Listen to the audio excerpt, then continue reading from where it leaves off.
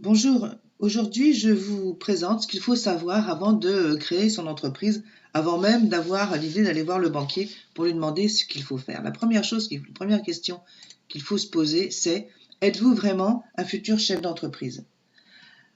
La vie entrepreneuriale exige d'un patron des qualités, j'allais dire intrinsèques. Ce sont des personnes, il faut qu'un patron, un chef d'entreprise soit autonome, innovateur, indépendant, opportuniste, optimiste, à l'écoute de ses clients et des marchés, bien sûr, adaptable, aujourd'hui on dit agile, capable de se remettre en cause, de rebondir. Il faut qu'il sache mesurer les risques avant de les assumer. Alors ça vous paraît peut-être évident, mais j'ai rencontré des centaines de porteurs de projets qui voulaient devenir créateurs, et ces qualités, surtout l'autonomie, l'opportunisme et puis l'innovation, les qualités d'anticipation sont vraiment indispensables pour être un vrai chef d'entreprise. Êtes-vous prêt? Sinon, il y a toujours moyen de se former. Alors, à savoir absolument, avant même de créer, c'est que créer une entreprise n'est pas gérer une entreprise. Il y a une très grande différence entre la création et la gestion. La création, c'est un moment extrêmement précis dans le cycle de vie d'une entreprise. Et une entreprise c'est comme une personne vivante, elle a une naissance, une vie et une mort. Alors, au niveau de la gestion, il existe d'excellentes formations de gestion faites enseignées par d'excellentes écoles de commerce. Là, il n'y a rien à en mettre en doute. Par contre, pour créer, pas besoin de diplôme, pas besoin d'avoir l'expérience dans le domaine, juste la volonté de créer une entreprise. Donc, je vous ai mis un croquis pour vous expliquer comment fonctionnait la vie de l'entreprise. Donc, la création, c'est un moment très bref, tout à fait au départ. On ne gagne pas d'argent, on en dépense beaucoup parce qu'il faut anticiper la vie. Le développement de l'entreprise, elle va monter son chiffre d'affaires fortement, la maturité et après le déclin de l'entreprise.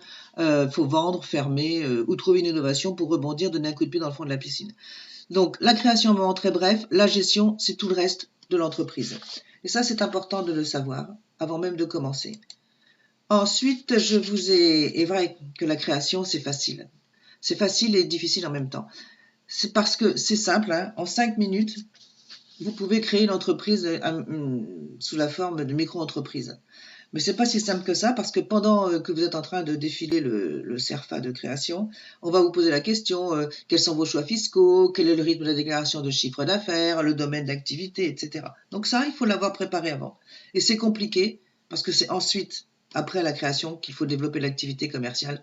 Il faut trouver les clients. Et là, c'est là vraiment quelque chose de très, très difficile. Donc, quel que soit le type d'entreprise, de toute façon, c'est le client qui décide de tout. Donc, avant de créer, vous devez avoir envisagé votre chiffre d'affaires potentiel, votre situation patrimoniale, votre situation familiale, votre situation fiscale.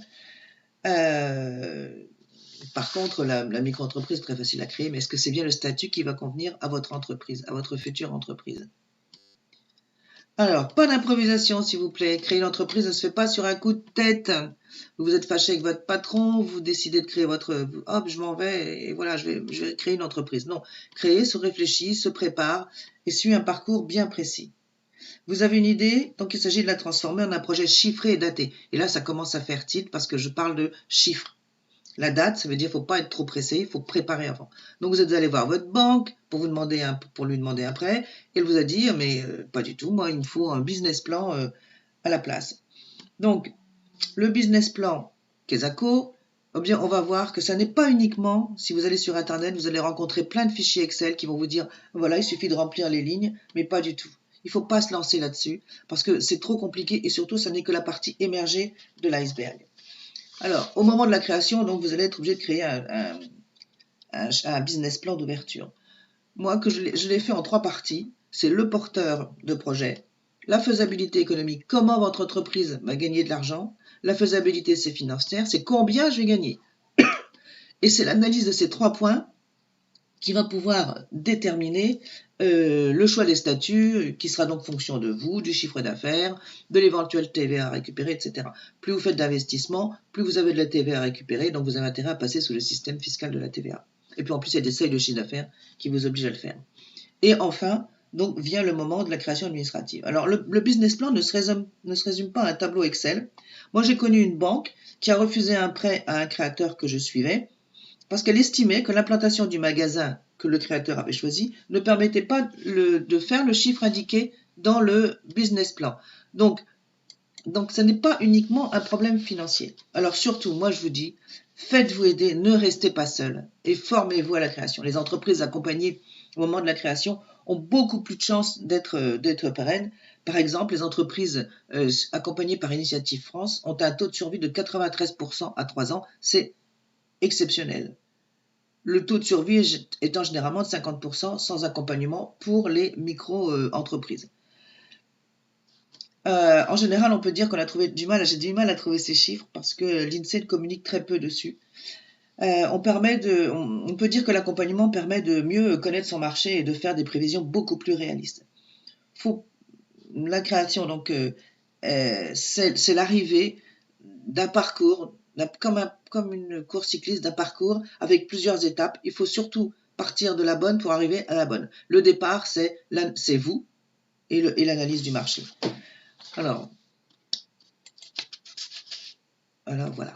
Comment trouver la bonne formation création d'entreprise parmi les milliers de formations proposées sur Internet?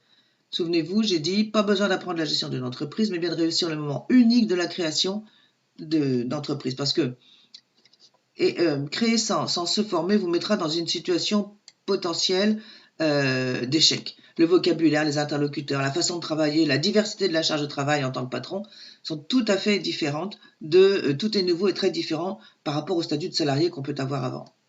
Donc c'est une autre vie, c'est une autre façon de travailler. Voilà. Donc étudiez attentivement le contenu et le coût de la formation création d'entreprise que vous allez choisir. Les critères de choix. D'abord le contenu de la formation, demandez-le. Il doit vous accompagner dans la rédaction du business plan, y compris le plan de finance plan, le plan de trésorerie et le plan d'action commerciale. La qualité de la formation. Il existe un organisme qui vérifie 21 critères de qualité, on l'appelle Datadoc, et les créations sont alors ce qu'on dit datadocké. Et le coût de la formation, création d'entreprise, peut être pris en charge par le CPF, le compte emploi formation. Moi, je vous propose des formations. La formation rédiger le business plan d'ouverture, donc ce sont des formations datadockées et qui sont inscrites sur le site Mon Compte Formation. 7 heures de formation individualisée en visio, 790 € TTC, éligible au compte personnel formation. Et j'ai aussi une conférence animation qui s'appelle Créateur hors note, créateur d'entreprise. C'est 1h30, 490 €, un groupe de 15 personnes maxi. Voilà. Ensuite, donc, qui suis-je pour me permettre de faire de la création d'entreprise? Je suis créatrice d'entreprise et chef d'entreprise depuis 15 ans. Je suis enseignante en stratégie et marketing depuis 15 ans aussi. Je suis bénévole chez Franche Initiative et dans une association destinée aux femmes qui s'appelle Les Entrepreneuses. Je suis l'auteur de manuel de survie du créateur d'entreprise en 2 tomes, Le marché, la politique commerciale, le business plan, c'est facile, chez neuféditions.com.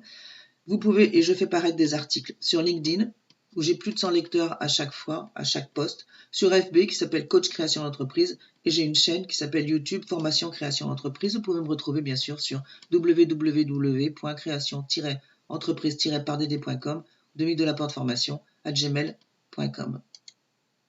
Voilà, à bientôt de vous revoir. Au revoir.